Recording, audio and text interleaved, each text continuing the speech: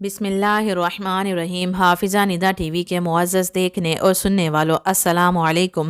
آج کی جو میری ویڈیو ہے اس کا موضوع ہے سوتے ہوئے آدمی کی سچی کہانی۔ میرے محترم عزیز دوستو، آج کی ہماری کہانی نہایت عبرتناک کہانی ہے جس میں ہماری زندگیوں کے لیے ایک بہت بڑا سبق موجود ہے۔ آنکھوں کو نم کرنے والی یہ کہانی ایک بہت بڑے بزنس مین کی ہے۔ پستی سے بلندی اور بلندی سے دوبارہ پستی کا سفر آئیے ملاحظہ کرتے ہیں۔ 70 کی دہائی تھی، کوئی آج کل والا پاکستان نہیں تھا۔ اس نے کراچی میں موجود امریکی لائبریری میں قدم رکھا اور پڑھنا شروع کر دیا۔ وہ پیاسا تھا اور علم پیتا چلا گیا۔ کچھ ہی سالوں میں انجینئرنگ میں ٹاپ کیا اور امریکہ چلا گیا۔ کام اور بس کام۔ وہ اپنے خاندان میں واحد گریجویٹ تھا، اکیلا خوش نصیب جسے ملک سے باہر کام ملا، اور واحد کفیل تھا۔ کام کے دوران اس کو ایک امریکی خاتون پسند آ گئی اور اس سے اس نے شادی کر لی۔ ترقی پر ترقی، اپنا گھر، اپنی گاڑی، بینک بیلنس، وہ منزلوں پر منزلیں طے کرتا چلا گیا۔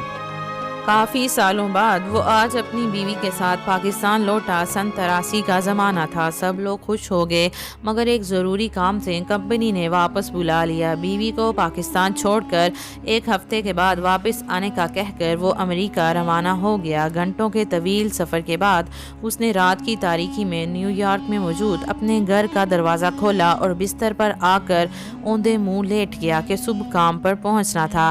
اس نے بمشکل تمام 6 بجے کا الارم لگا لیا۔ صبح اس کی آنکھ 11 بجے کھلی۔ وہ کافی دیر تک حیران و پریشان گھڑی کو دیکھتا رہا۔ اس نے چھلانگ مار کر بستر سے اٹھنے کی کوشش کی، مگر یہ کیا، وہ اپنے آپ کو 1 انچ بھی نہ ہلا پایا۔ اس نے گھبراہٹ میں چیخنا چاہا، مگر کوئی آواز نہ نکل سکی۔ رات کے کسی پہر جب وہ خوابوں میں دنیا فتح کر رہا تھا تو قدرت کو کچھ اور ہی منظور تھا۔ اسے فالج کا اٹیک ہوا اور صبح تک اس کا جسم اور اس کا چہرہ اور تمام اعضاء کسی بھی قسم کی حرکت سے معذور ہو چکے تھے۔ اس کا دماغ کچھ کام کر رہا تھا، مگر اسے بڑی مشکل پیش آ رہی تھی یہ سوچتے ہوئے کہ وہ کون ہے، اس کا نام کیا ہے، بیوی بچے ماں باپ کون ہے۔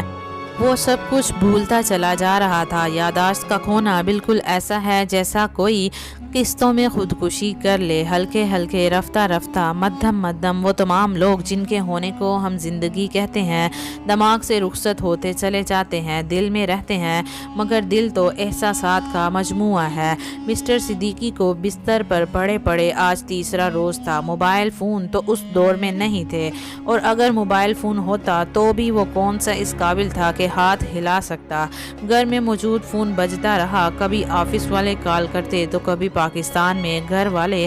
اتنی بے بسی تو شاید مردوں کو بھی نہ ہوئی ہوگی۔ انہیں کم از کم اس بات کا تو سکون ہوتا ہوگا کہ وہ مر چکے ہیں۔ مرنا کتنی بڑی نعمت ہے انہیں آج سمجھ آ رہا تھا۔ 4تھا دن، 5واں دن اور آج 6ٹھا دن۔ غلطی سے آج ڈاکیا دروازہ کھلا دیکھ کر مسٹر صدیقی کو ہیلو کرنے آ گیا کہ ان کے اخلاق اچھے تھے۔ ہمیشہ ڈاکیے کو دیکھتے تو حال احوال پوچھتے۔ ڈاکیے نے کھلی آنکھوں مگر ساقط جسم کو دیکھا تو پولیس کو ایمرجنسی کال کر دی۔ وہ آئے اور مسٹر صدیقی کو اٹھا کر لے گئے۔ اگلے 9 ماہ مسٹر صدیقی صاحب کومے میں رہے۔ وہاں سے جب ان کو ہوش آیا تو ہائی پاس ریہیبلیٹیشن منتقل کر دیا گیا۔ یہاں ایسے لوگوں کو رکھا جاتا تھا جن کا واحد علاج موت ہوتی تھی۔ دن، ہفتے، مہینے اور سال گزرتے چلے گئے۔ بیوی نے سمجھا کہ کسی اور کے ساتھ گھر بسا لیا اور اس کو بھی بھول گیا ہے، تو اس نے بھی کہیں اور شادی کر لی۔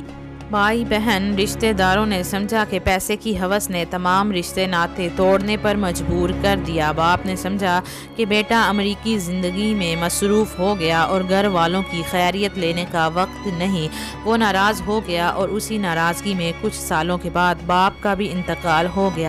ماں پھر ماں ہوتی ہے۔ وہ آخری وقت تک انتظار کرتی رہی کہ ایک دن اس کا بیٹا لوٹ کر ضرور واپس آئے گا۔ اس نے مرتے وقت وصیت کر دی کہ جب بیٹا آئے تو اس کی قبر پر ضرور لے آئیں۔ اس واقعے کو 33 سال ہو گئے۔